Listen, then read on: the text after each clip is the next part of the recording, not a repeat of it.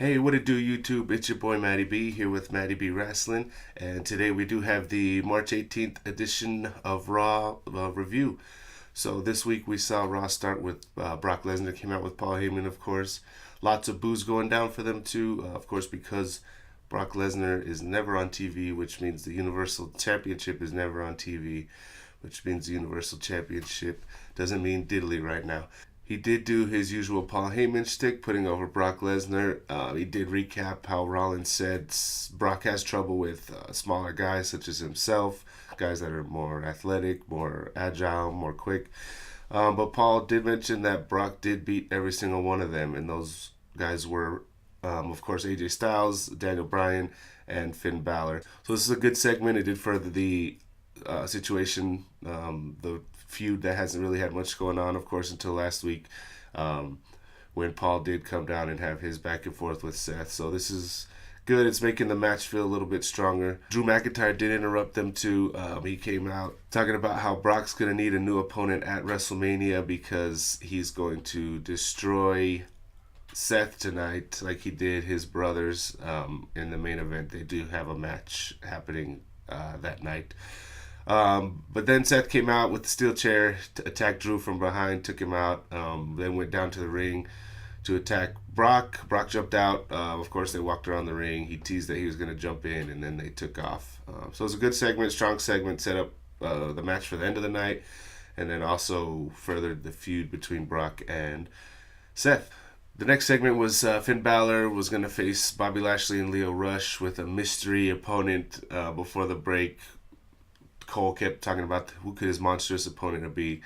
Could be, obviously, it was Braun Strowman. So Braun Strowman came down. The match itself was, whatever. Pretty much Braun just threw Lio Rush all over the place, and he ended up getting the pin. So it protected Finn and it protected Lashley, of course. But yeah, it was just Braun throwing around Lio Rush like he was his new toy or something. Then after the match, they cut to Ronda Rousey pulling in backstage. She comes out accompanied by her husband, Travis Brown, and they're walking through. And then an official, along with a bunch of WWE security, told Ronda to make sure she doesn't do what she did last week. Of course, she attacked some officials, and they brought some extra protection this time, and that she's being fined and all this. And Ronda just said, yeah, whatever, and walked off. Then we had the still struggling to find a good version of the Alexa Bliss show, Moment of Bliss.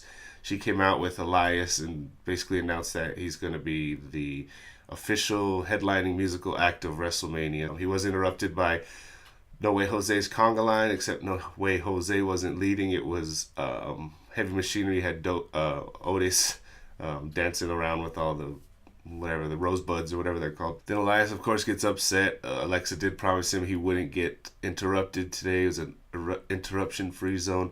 So he gets up, gets mad, of course, and then one of the conga line people rip off their mask, and it, of course, is No Way Jose, and he starts beating up Elias from behind. This did set up a match between the two, which Elias pretty much won in about a couple minutes. Did nothing for No Way Jose.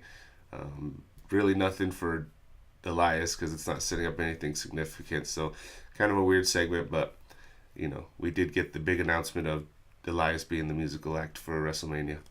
Next we had Kurt Angle come down to the ring, and he was going to give his announcement for his opponent at WrestleMania.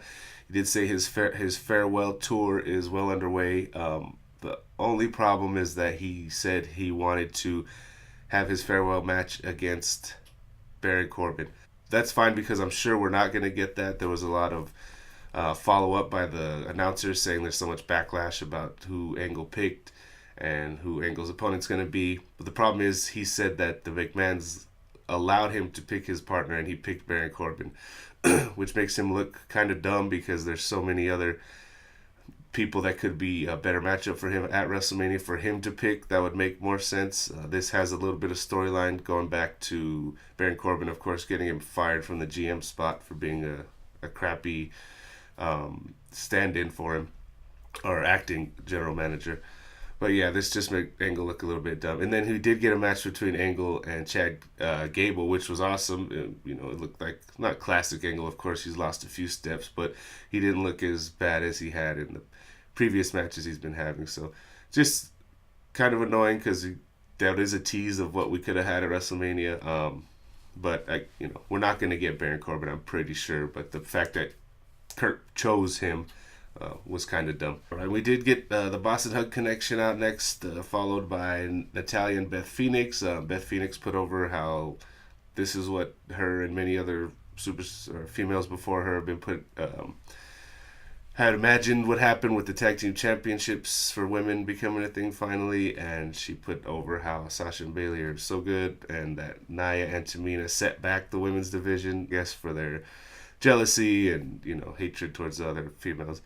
They did get interrupted, of course, by Nia. It did set up a match for Nia and I believe it was Bayley, but that got interfered in and turned into a big old mess. But we will see what happens going towards WrestleMania with this. We then got Mojo Rawley came back with his in the mirror yelling at himself segment. We hadn't seen this for a couple of weeks. But I guess it's cool that he's back on TV. I like Mojo. He's charismatic. He's a big dude, obviously. So hopefully he gets a good program out of that. Then we had a Ricochet match. He did face Jinder Mahal. It was just Jinder Mahal rest holding him for the majority of the match, like 5 minutes or whatever. And it was pretty lame because Ricochet, people want to see him jumping and flying and doing his thing, and to just have a match that's, I guess it makes sense from strategy standpoint for Jinder, but nonetheless, Ricochet did get the win. He hit the 630 on Jinder, and he took out the Singh brothers and ended up getting the pin. All right, so next we had the Ronda Rousey segment. She did make her way to the ring. They cut backstage to Dana Brooke. She was getting a match with Ronda Rousey. She cut an interview saying she knows she's not as good. She knows Ronda's better than her, but she only needs to be better than her for 3 seconds to get the pin. She heads down to the ring. Of course, she gets destroyed, taps out to the armbar in a few seconds. Chaos then erupts again. Becky starts beating up officials, beating up people. She's up against the barricade on the outside where her husband Travis Brown's sitting. He's kind of holding her back, telling her, chill out. And then Ronda goes, slaps another official. Travis Brown gets involved. He doesn't jump the barricade, but he does throw an elbow at one of the officials. Finally grabs Ronda and pulls her out, and they take off through the crowd. So this was one of the few strong segments of the episode this week. We got to see Ronda look like a complete maniac, complete badass. She doesn't care. She's doing what she wants. And then, of course, seeing Travis Brown have a little thing. Who knows if he's going to get involved in a future storyline or anything if Ronda decides to stay after WrestleMania. But that was a neat, an awesome segment to see Ronda just look like a straight psychopath. We did get a match between Apollo Crews and Baron Corbin next. This was a weird follow-up to the announcement of Corbin being Angle's final opponent at WrestleMania. Whether it's true or not, I figured they would want to put Corbin over to make him look a little stronger going into that match, but for him to lose to a roll-up from Apollo Crews, who really doesn't do much on the show, even though he's extremely talented and jacked and just super athletic, but they don't do much with him. So for Corbin, who's been in the main event segment for a while now, for him to be just rolled up and cradled by Crews was a weird choice for me. Then we did have the Batista interview next, which he just looked like a complete psycho too. He's just he's doing awesome. His promo game is so awesome right now. You could tell he's a legit character actor now. He pretty much was like a work shoot. He just ran down Triple H, talking about how he manipulates people, how he's always held Dave back. And Dave did have a point, saying he did find so much more success after he left WWE and left Triple H, left from his shadow and whatnot. So awesome segment. Cole did mention, Triple H has been the nicest guy to me for 20 years. Everyone who works here, look what he's done with NXT. It's so great. And Dave told him, this is what he does. He's the cerebral assassin. He's the game for a reason. He manipulates people. And then he just backstabbed you. So this was really awesome. I did very recently come across Wrestling Isn't Wrestling, the video there that's been around for a few years now, but it does take an awesome trip through Triple H's career. It's like a 20-minute video, and it's very creative, very awesome. But it talks pretty much about what Dave has been saying: how Triple H is insecure on his own, and he needs a group to manipulate and people to, take advantage of to get what he wants. And it's an awesome video. I recommend watching it. I forget who made it, but it's called Wrestling Isn't Wrestling. Then we had Braun Strowman segment in the back. Charlie recapped his back and forth with the SNL guys the past few weeks, and Braun says that those guys have gotten him so mad that he wants to enter the Andre the Giant Memorial Battle Royale so he can inflict as much pain on more people as possible. We also did have Alexa Bliss interrupt the interview and tell her it is, being the host, it is her job to make sure those guys don't ruin it for anybody as far as WrestleMania goes. So she said give her a couple weeks to fix things, so maybe Braun doesn't kill the two SNL guys. I don't know what she's gonna fix, but I'm thinking it's maybe Braun's match. Who knows? Then finally we got the main event, which was Drew McIntyre versus Seth Rollins.